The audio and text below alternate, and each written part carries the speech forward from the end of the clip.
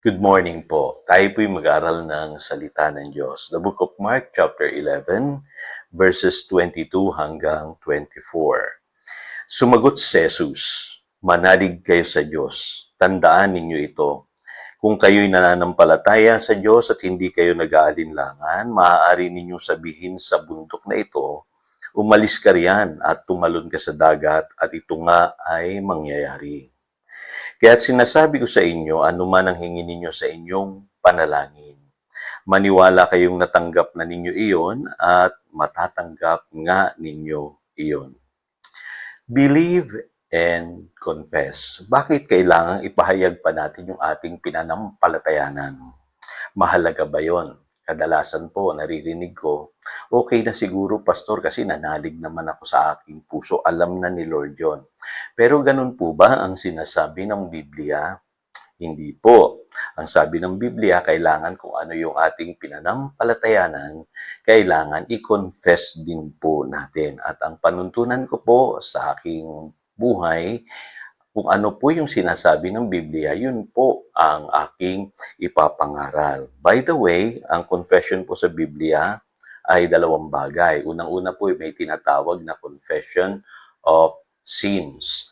Yung pag-confess mo ng iyong kasalanan kung ikaw ay nagkamali. Pangalawa, meron pong tinatawag na confession of faith. Yun ang pag-uusapan natin today.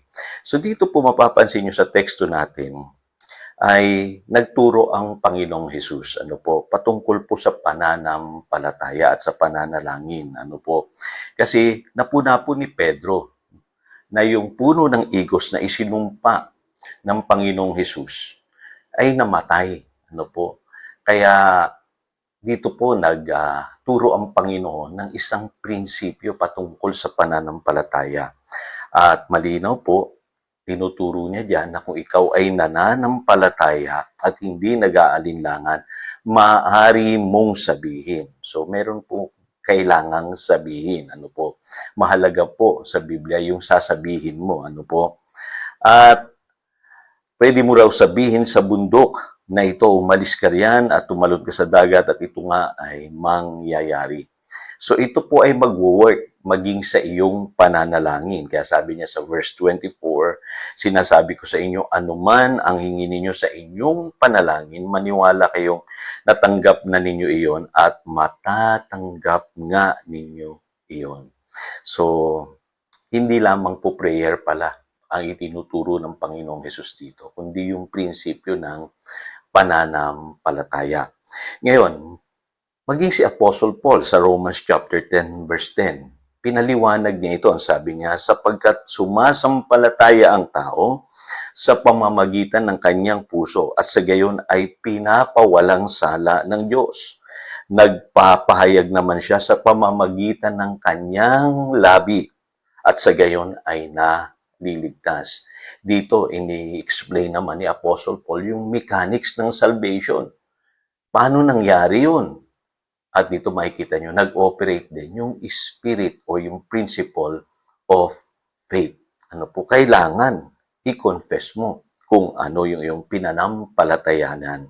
So, malinaw po, both Jesus and Apostle Paul, pinapaliwanag nila yung mechanics of faith. At iba po yung confession, na sinasabi rito ng Biblia, Ito po ay patungkol sa iyong pananampalataya, So, sabihin ng iba, Pastor, talaga bang nasa Bible yan? Nasa Bible po, ang daming verses po na nagpapatunay na mahalaga ang confession.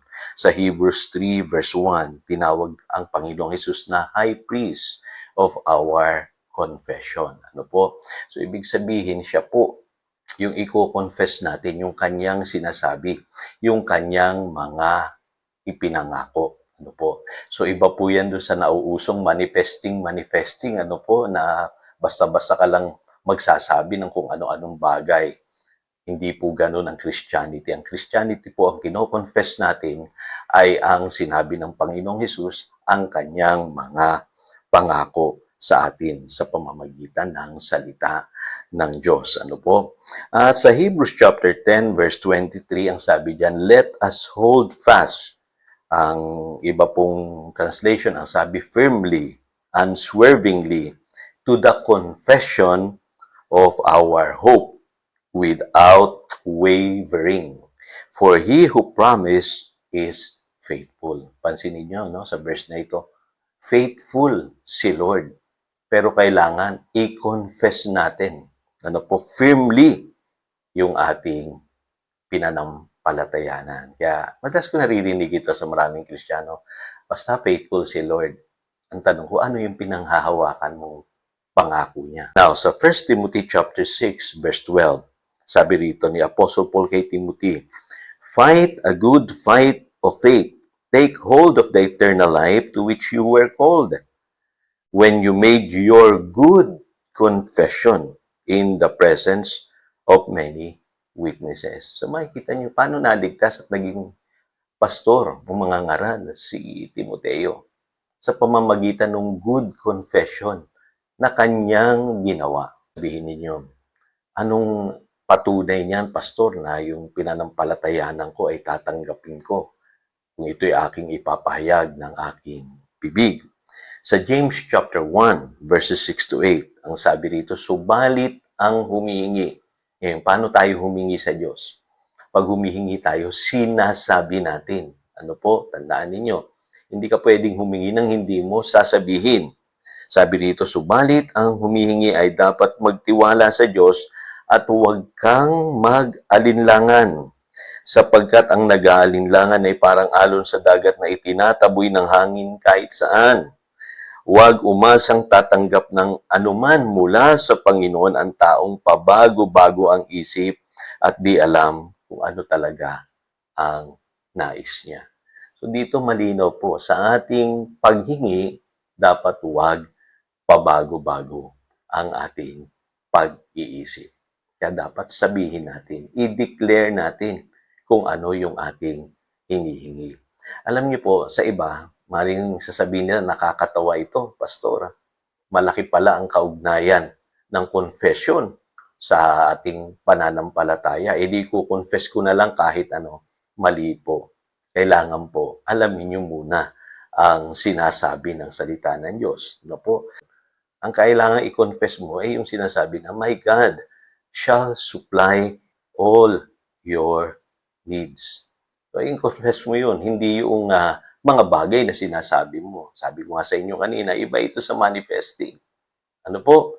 Ang sasabihin mo ay yung pangako ng Diyos na God is able to make His grace abound in you.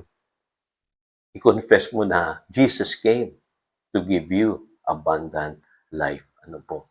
Ngayon, concerning healing, i-confess mo yung by His stripes, I am healed.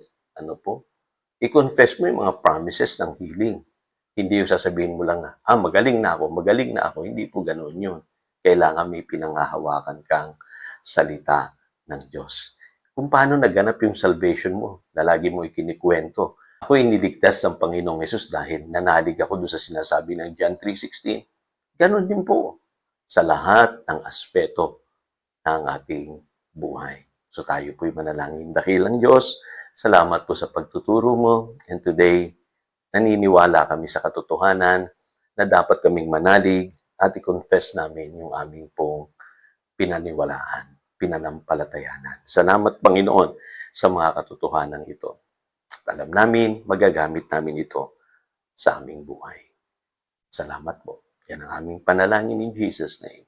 Amen. Again, ito si Pastor Jojo, nagpapaalala upang daluyan tayo ng pagpapala, manatili tayo sa kanyang salita. Good morning.